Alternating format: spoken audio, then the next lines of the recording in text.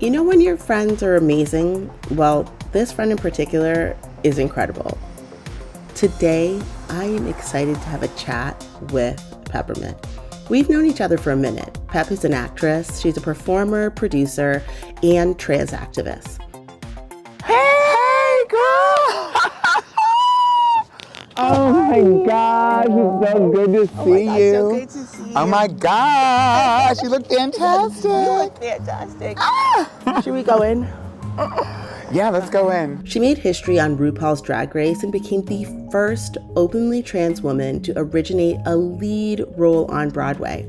She's also a recording artist, podcast host, and co-founder of the Black Queer Town Hall. Most recently, you might have seen her breakout role on seasons 1 and 2 of the Netflix hit series Survival of the Thickest. Okay, so I'm meeting her at one of her favorite spots in New York, City Diner. Her own kitchen, if you will. The Mexican bowl sure does look good. It's talking to me. It is good. Can I hold the tomatoes, please? More tomatoes? But can I add some cheese on top of there? Do you have mozzarella cheese back there? Okay, so I'll take a little cheddar and a little mozzarella together. Okay, so I'm gonna have a Greek salad with grilled chicken, please. I love it. Yeah, I know it's good. Please. Okay. Thank you. Awesome, thank you. Thank you so much. Thank you. That's like the epic New York order. It is You all know, over where the you're place. like, wait, hold Yeah.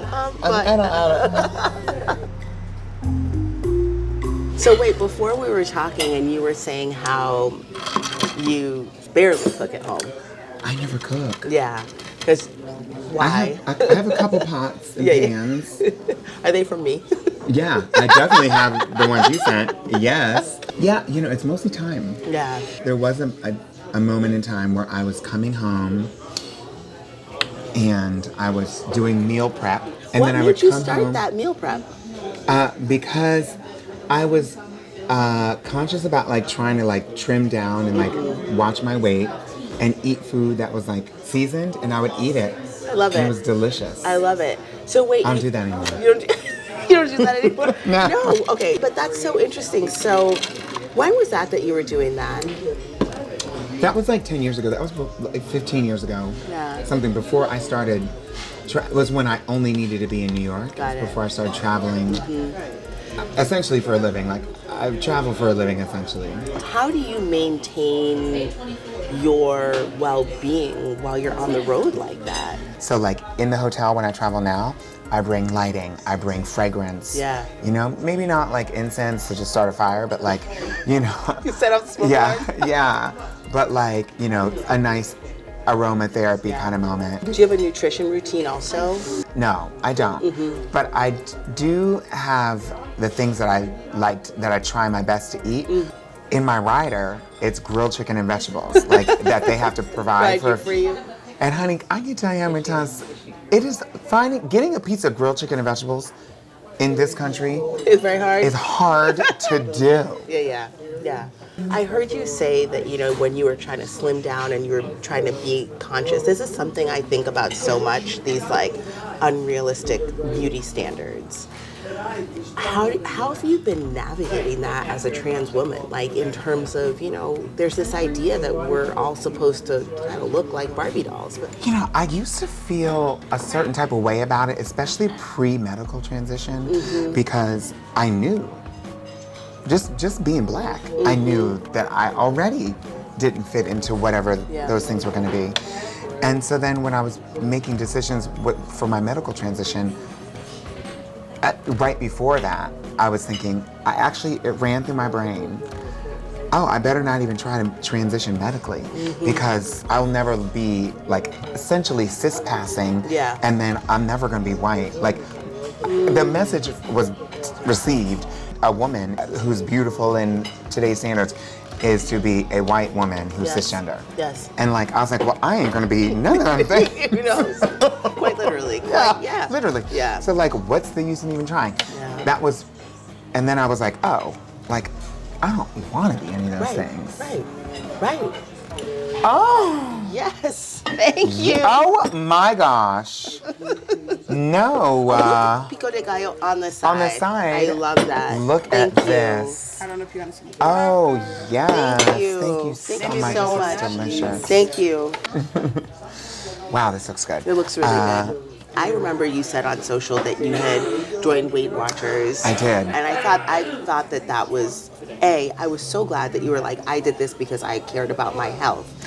Tell me a little bit more about that. Girl, I mean, so I had been a member of Weight Watchers. I first joined in 2002 or something, long time ago. At the time, I lost 50 pounds, which I was like, oh my goodness. And that was the first time that I was able to make a connection. I can control how my body looks. But outside of weight loss, there were also other... That's not why I joined, though. Because that's what I remember. Yeah. That's what I think is interesting. So when I came back to it, chicken. let's eat some chicken. When I came back to it, let me put some pepper on here. When I came back to Weight Watchers, which was more recently, I had over a few years, I tested pre-diabetic, and I did a okay job of handling it the first time. Yeah. Then more recently, when some of these weight loss drugs came out, I talked to my doctor, and they were like, "You're pre-diabetic again." I was like, "I am again?" And I was like, "I got rid of that 5 years ago." And they're like, "It's back, honey. No, you didn't. It didn't go away." And they prescribed me Ozempic, and I was like, "Okay." And it's a diabetes drug, and I was like, "Okay." And they're like, "It's you will also lose weight on this." Yeah. And so I took it. I did. Yeah. My pre-diabetes is no more. Yep. And so I am a strong proponent of these types of therapies for people who are good candidates. Yeah. I know some people think of, the fact that I've been on TV, so people are automatically going to use any health choice I make against me. Like, you're just... And you're in the public eye, so they're watching you as you have a physical transformation. It was in the news, girl. Was it? In People magazines. You know what? How do you even just not get caught up in the ridiculousness of that? I mean, because there's so much other stuff. So many people were commenting on my body, what weight loss they think I'd had. Oh, you must be on Ozempic, and they were calling me different names and things back in the comments, and I was like, okay, well, if we're gonna have this conversation, we're gonna have it on my terms. Yeah. And so I was like, listen, y'all, I was pre-diabetic. Yeah. And I don't care what y'all say, I'll take anything that's gonna help me with that. Yeah. And you can think whatever you want. I had no problem being curvy. Yeah. I loved it. But how do you now think about, what do you want for your future health and your future body? I'm not focusing on I lost weight. It's really about I needed to maintain my health. Got it. And so I was taking these therapies for that. I was also considering the fact that we were in a changing political landscape where our medical insurance is at risk, regardless of what access you have in terms of money or insurance.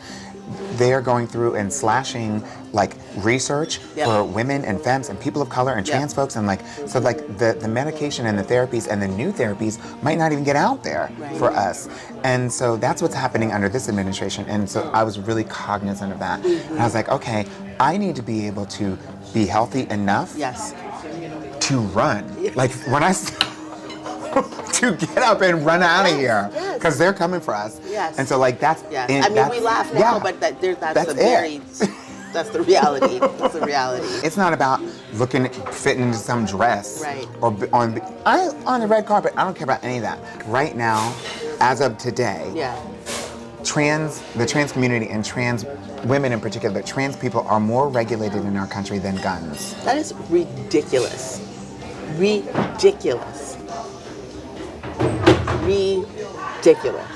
And it's terrifying. And so, I still gag. I'm like, this is where we live. This is where we are. What would you tell the young trans girls that are out there? We are in the age of Aquarius. Yes. That's a thing.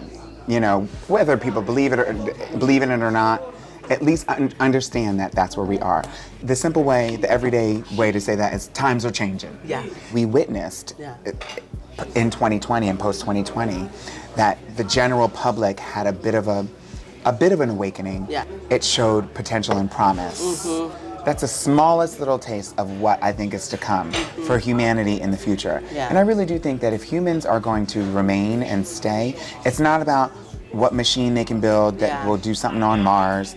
It's about how we will have a better relationship with whatever planet we're on. Agreed. And in order to do that, we have to have a more comprehensive and empathetic relationship with each other. Yeah. And we have to understand that, we are all connected. We all need the resources and the resources that we need are not going to come out of a conveyor belt. Correct. Because we have everything we need already, and we have the potential for those things already. If the amount of growth and inspiration and self-actualization that one trans person can have, that's clearly inspiring to all the cisgender heterosexual men that are around them, because they're attracted And to that. society. And society, yeah.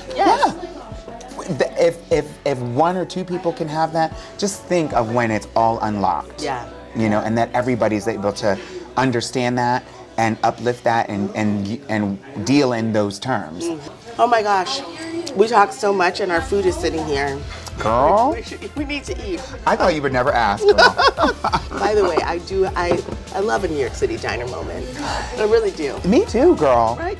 We all have a history with diners. I know.